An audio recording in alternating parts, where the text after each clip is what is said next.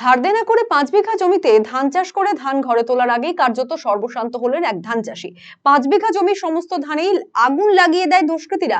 সেই আগুনে পুড়ে ছারখার হয়ে গেল সমস্ত ধান। আর এই ঘটনাকে ঘিরেই জোর চাঞ্চল্য ছড়ালো মালদার মানিকচকের জোতপাট্টা এলাকায়। জানা গেছে ওই এলাকার ধান চাষী সুরেশ মণ্ডল তার নিজের 1 বিঘা জমি এবং অন্যের কাছে লিজ নেওয়া 4 বিঘা জমি অর্থাৎ মোট 5 বিঘা জমিতে ধার দেনা করে ধান চাষ করেছিলেন।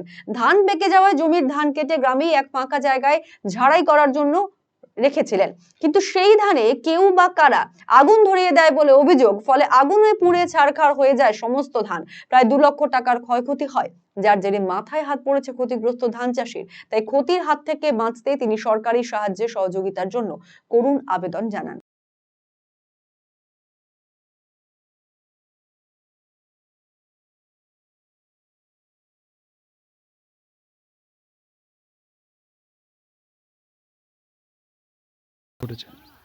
ঘটনাটা তো আমি সঠিক সময় আগুন লাগাকালীন আমি তো ছিলাম না, আমি বাজারে ছিলাম। তো আমাকে কেউ বলেছে যে তোমার ওইখানে বাড়ির পাশে আগুন লেগেছে।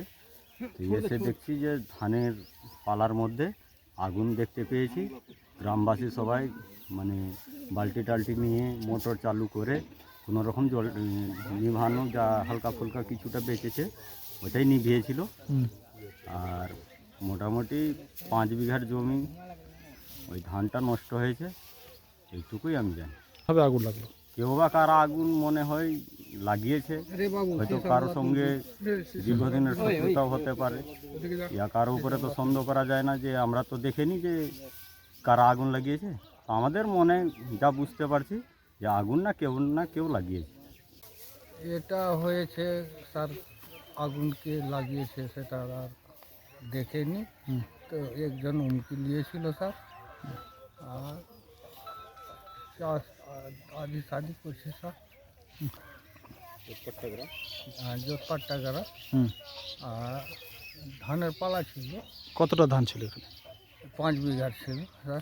জমি থেকে কেটে এনে রেখেছিলেন? হ্যাঁ, কেটে এনে আচ্ছা, কেন এখানে রেখে কি করতেন? এখানে মারতাম। ঝাড়াই করতেন? হ্যাঁ, ঝাড়াই করতাম। হ্যাঁ। কদিন আগে নিয়ে এসছেন এই ধানটা? এই তো